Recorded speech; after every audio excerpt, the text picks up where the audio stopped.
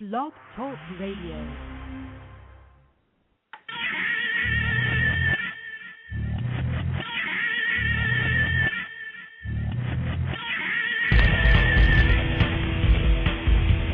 Rating the news since 1997. Fiercely independent and an unbearable insult to the herd mentality. Come on in or run for cover because it's time for the Raiders Live News Talk Radio Hour. With your hosts, Tom and Nita Horn, and the wild man of the Ozarks, Joe Artis. Well, a while back, somebody emailed me a link to a website providing information on a new film called Seed, a project, actually, a multi-film series called Seed, S-E-E-D. What followed that is kind of a long story I won't go into, but it led to meeting the filmmaker for the project, Rob Skiba, an award-winning documentary filmmaker, an entrepreneur, a published author, an actor. Rob has written and directed numerous theatrical plays, including performances in New York, Connecticut, throughout Western Massachusetts. He is a graduate of the Hollywood Film Institute, but his lifelong dream has been to produce powerful television and motion picture productions with a Christian message, and his project Seed is a subject matter that Raiders Live News Talk Radio listeners are going to find interesting because it ties into research such as, well, mine and Nita's new Forbidden Gates book, but also stuff by Steve Quayle, Russ Dizdar, Doug Riggs, and so on. And you can learn more about Rob Skiba's project at www.seedtheseries.com, www.seedtheseries.com. And now, without further ado, ladies and gentlemen, please welcome to this evening's Raiders Live News Talk Radio filmmaker Rob Skiba. Good evening, Rob. Good evening, Tom. Great to have you on. Boy, thank you for having me. This is really an honor. Well, it's our privilege, and that we're still learning a little bit about this new Raiders Live News Talk format. It's a bit different than what we were doing last year, but we're trying to pick it up very quickly. Why don't you begin, Rob, since this new format only allows at most about a half hour for these interviews, and we want to hear you and not me. So why don't you tell people a bit about yourself, and let's get started. Okay, I'll try to make the intro part brief so we can talk about the series. But for me, it all started in 1977. Seven's God's number, and seven's a pretty big number for me as well. I was 7 years old in 1977, and that's when I accepted Christ as my Savior. But it was also the same year that I saw Star Wars for the first time. and both events radically changed my young life, and I knew exactly what I wanted to do with my life from that point on, and that was ultimately to become a filmmaker. And so I got an 8mm camera when I was just about 8 years old, I think, and basically turned my parents' basement into my own little sound stage / movie studio, and basically had a camera glued to my head for most of my life. That progressed later into the 90s doing corporate video, did a lot of corporate video throughout the 90s. But I was pursuing the dream of making movies and making television relentlessly. And I think sometimes when you do that, it's easy to lose focus on what's really important and get your priorities messed up. And what happened to me was basically a 2-year crucible of my life that ended with me being divorced and bankrupt and losing my business, losing my house, and basically losing everything I had and living in a Dodge Stratus with everything I owned in it. And I lived in Massachusetts at the time. My uncle lived in Dallas, and he found out what happened to me, and he basically offered to sponsor me through a scripture-based self-help program called The Road Adventure, which literally God used to put my life back together again and restore me. And during that time of restoration, I laid the dream down. I said, you know what? If I never make a movie, I don't care anymore. I want what you want. And I laid it down, and shortly after that, I got hired as a multimedia director for a large international missions organization called East West Ministries. And it was there that I met my new bride, and we got married on 7/7/7. It was an appropriate date for us to get married. But then about a year later, and during that time, I got to travel around the world. I've been to over a dozen countries in 6.5 years, and was able to see and do a lot of amazing things. But about a year after I got married, God started to bring the dream back to me.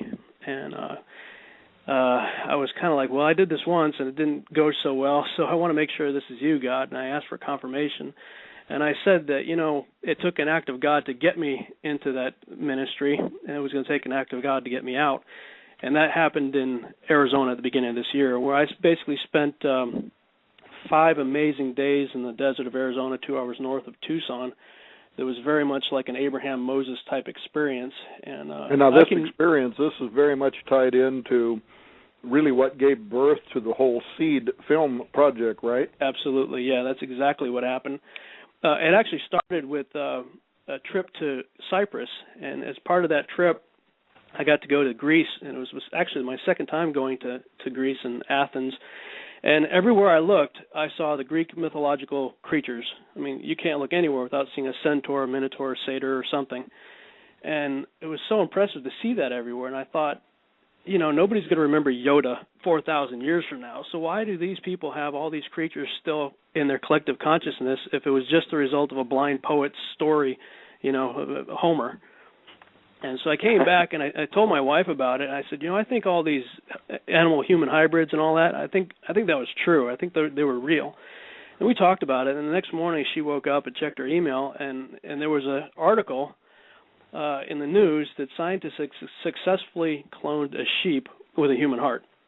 And it went on to say if they keep doing this, the obvious thing that's going to happen is the genes are going to fuse together and we're going to have animal-human hybrids, and there's going to be all kinds of ethical issues. And I'm like, this is exactly what we were talking about. And I became obsessed with researching that more. And right around that time, I saw your Supernatural collection. I don't even know how I got to your website, but I read your book, Nephilim Stargates, and boy, that just sent me in a million directions. And of course, I ended up reading the book of Enoch and the book of Joshua, both of which talk a lot about what happened in Genesis chapter 6, and a big part of that being transhumanism.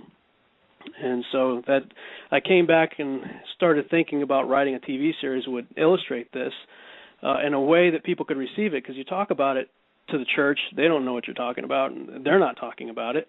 And anything that is in the mainstream, they're not coming at it from the truth perspective.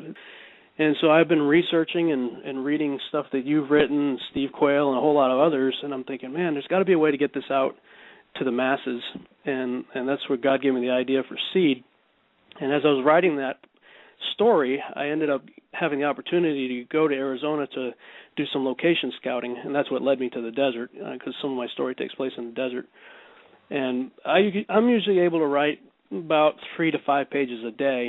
And after 5 days in the desert with God, I ended up writing 17 pages and a half a day and came back with an outline for 72 episodes total.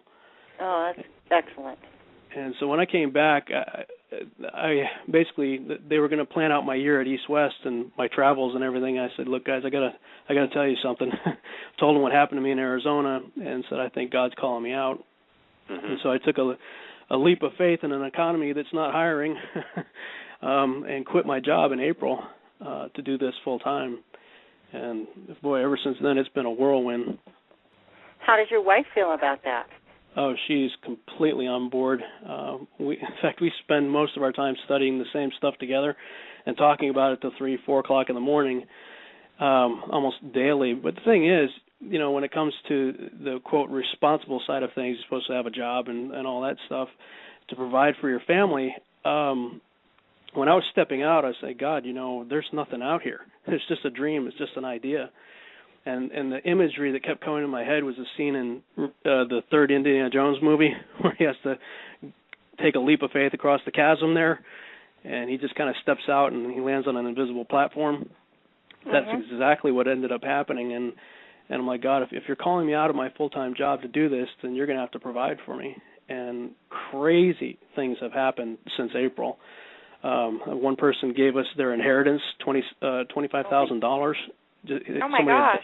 Somebody had died in their family, and it's kind of a weird story. But I woke up after writing one of the scripts, and I couldn't hear out of my left ear, and I was like, "What the heck?" And then it got worse. It progressed from my ear to my eye, and then I couldn't see, I couldn't hear. I didn't have any health insurance, didn't have any money, so I sent an email out saying, "Help! I need help here."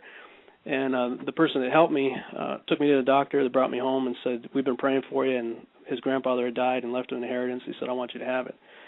So he gives me $25,000, And then when that ran out, somebody else, I was looking at the beginning of this month, and I'm thinking, man, I don't have any money going into October. And my pastor says, well, we need to pray for a fish. And, you know, the story of Peter and the gold coin. And it wasn't, not even a week later, an individual came into my life whose last name happened to be Fish. And this person really believed in what I was doing. And unknown to him about this prayer or anything, his wife ends up giving us 9 solid gold 1-ounce coins worth $1,300 a piece. Oh my goodness! So you know, I'm like, this came from a man with the last name of Fish. I'm not kidding. It's absolutely That's what happened. very cool. That's amazing. So I'm like, you know what? As long as you keep providing, God, I'm just going to keep going. You know, and that's the way it's been going. So you know, my wife is completely on board, and it's a real joy to be doing this project together. Yeah. Hey, Rob, it's Joe. I want to ask you a question. Many of our listeners that have tuned in may not know exactly what it is that you're going to try to accomplish with this mini-series. Or I guess it's not a mini-series, it's a full-length series of seasons that you're plotting. But these are going to be about what and available where? Okay, let's go with the about what part. You know, Jesus said, as it was in the days of Noah, so it will be at the coming of the Son of Man. And I've always been really intrigued by that statement, because if you look at Genesis 6, it talks about some pretty wild stuff. You know, starts off with angels of God coming down to daughters of men and creating Nephilim. And if you look at all the weird stuff that's been happening lately, I don't know if you've been following the kind of the UFO news lately, but it's kind of funny. I was doing an interview with Derek Gilbert, and I was talking about the sighting in Manhattan that happened a couple weeks ago. And this was a daytime sighting, and a few days later they wrote it off as balloons. And that was on the 13th. On the 15th, I was on the radio with Derek talking about that. And at the exact moment that I was telling Derek about the balloons in New York, the same exact thing was happening in El Paso at night.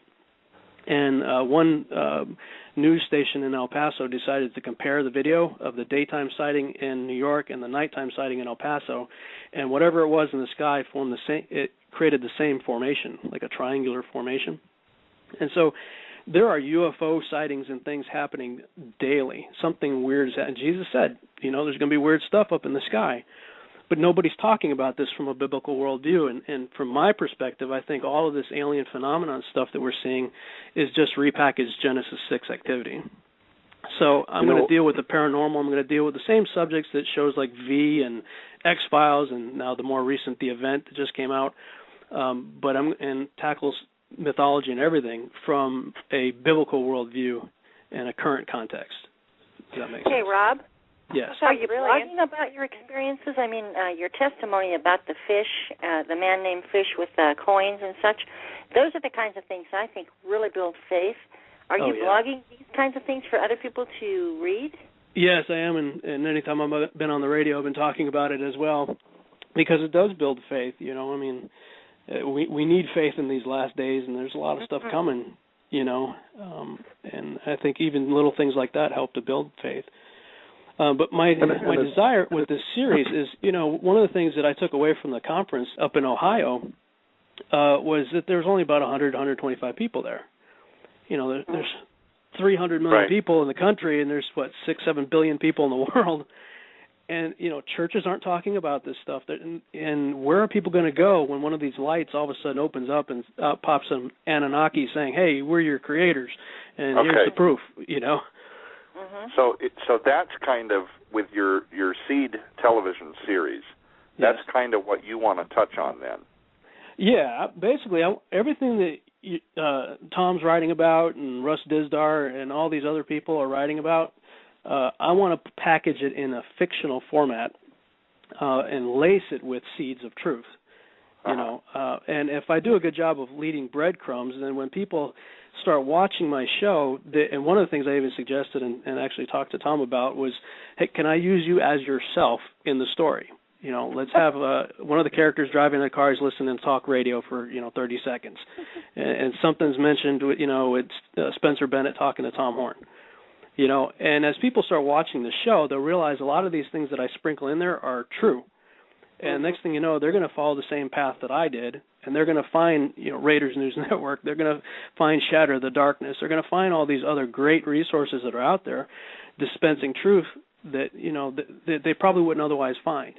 You know what I'm saying? The thing that I marvel at, Rob, is how over the last decade or more, God has been bringing so many of us together that never knew each other before. We never sought each other out. Yes. Every bit of it has been just a series of circumstances in which God has been bringing us together, and yet when you look at the circle, it's not that big of a circle, but, yes. You look at the couple of dozen people that God has brought together, every single one of them in their own way, from Steve Quayle to David Flynn to you, yes. to what we do, to all these other people, Russ Dizdar, every one of them are like a piece of the puzzle. And I've yes. had this very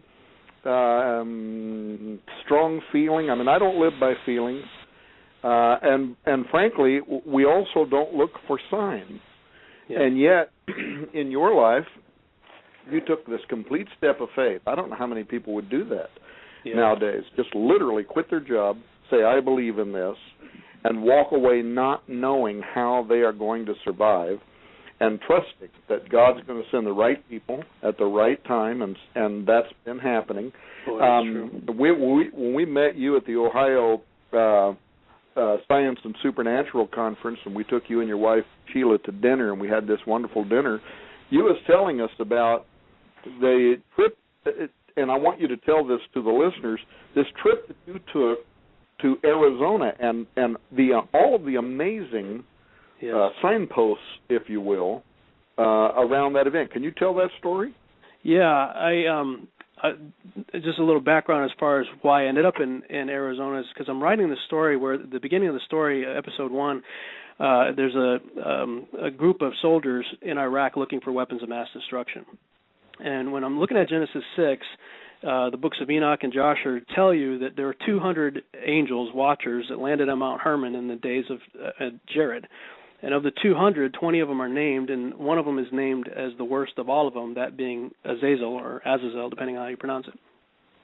And so, God tells the archangel Raphael to bind Azazel in the desert, where he'll be bound until the day of judgment. So I got to thinking, boy, what would it be like if our soldiers were poking around Iraq and they inadvertently come across the cave of Dudiel and find Azazel? I thought, boy, all hell would break loose for one thing.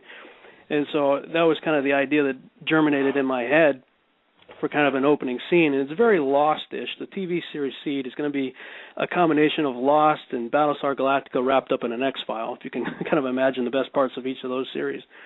And so something happens to my character where he gets zapped out of Iraq and ends up in Arizona, and 7 years later, and he's confused, and he thinks he's still in the desert of Iraq, but through the course of the episode, he realizes that he's not.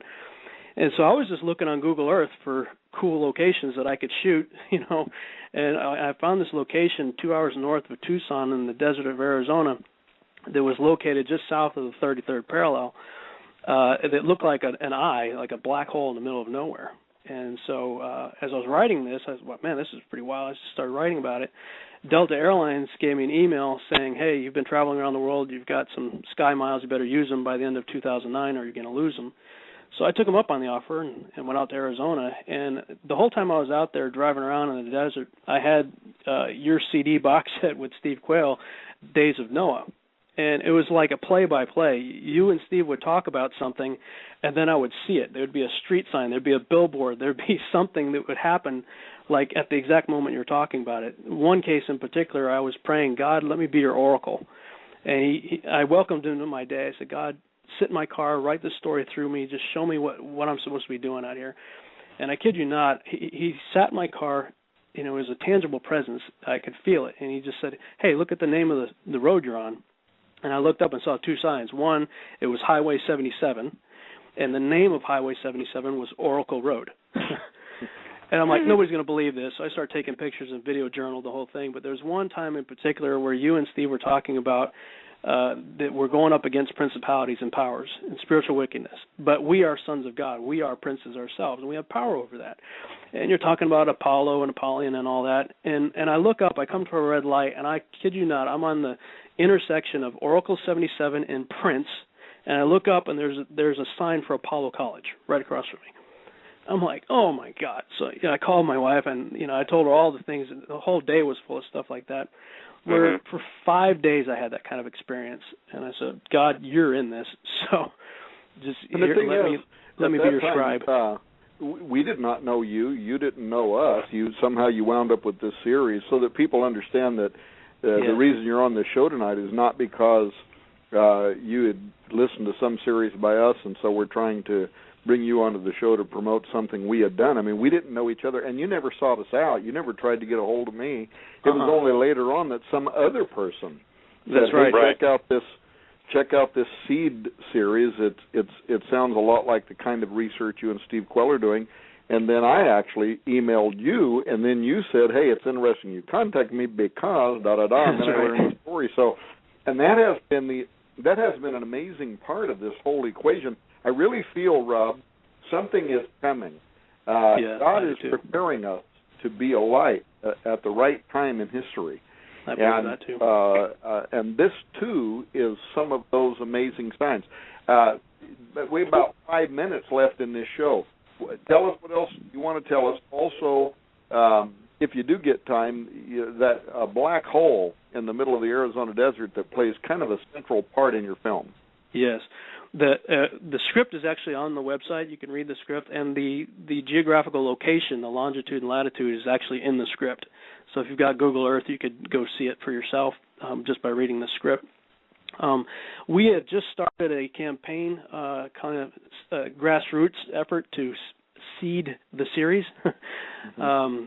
Seed is the name of the series, but in an effort to try to make this a grassroots effort, because if we do it through ABC, NBC, CBS, Fox, or any major network, there's a chance they could censor us, control our content, and even cancel us prematurely.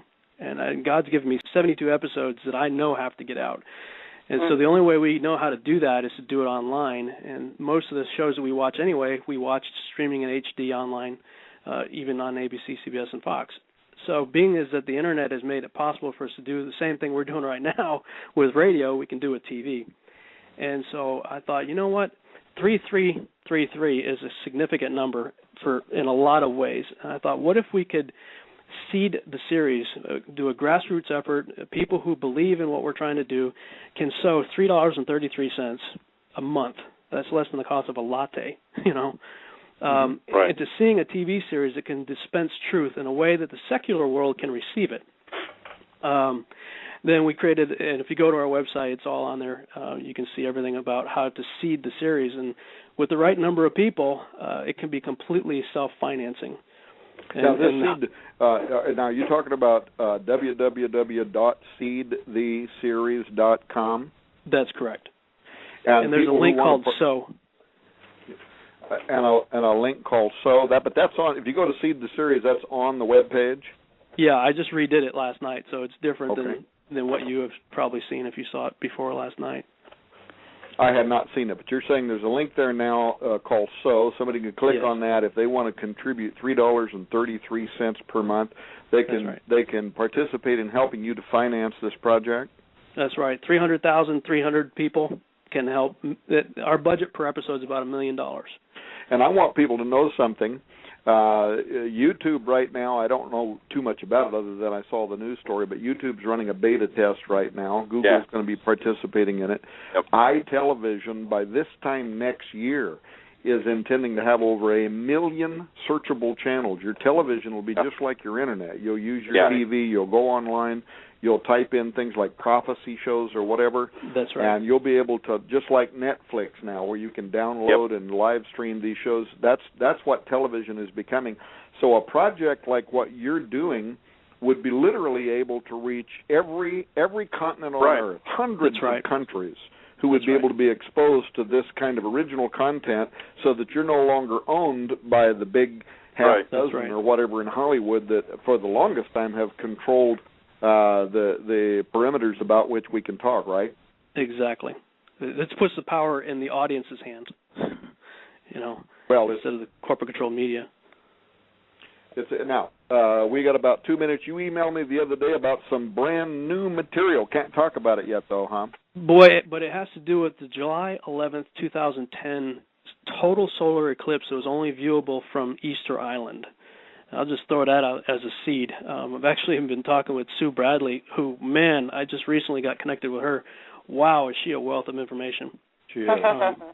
Boy, oh boy. Yeah, well, now you know why we celebrate Sue all the time. She's working on a project. She emailed me today about a project that she's writing, wanted to know if we'd publish it, and I told her, Sue, with you, of course, always, as usual. Rob, we've also invited you to join us. Yes. You're going to join us, Chuck Missler, ourselves, Dr. Randall Price, G. Edward Griffin, the creature from Jekyll Island, Gary Stearman, A Prophecy in the News. I mean, this is going to be the biggest event in recent history.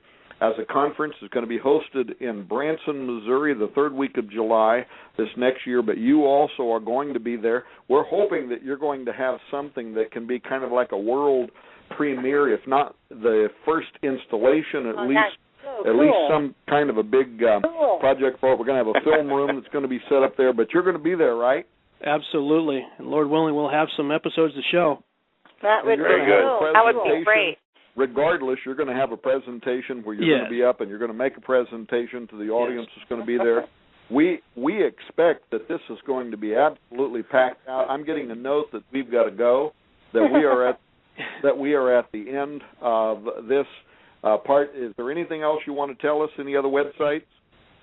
No, that's it right now. SeedTheSeries.com, and it's loaded with research and all kinds of video and audio and all kinds of stuff if people want to check it out. All right, ladies and gentlemen, you've been listening to Rob Skiba, award-winning documentary filmmaker, published author, actor, and to learn more about his project, please go to www.seedtheseries.com to learn more.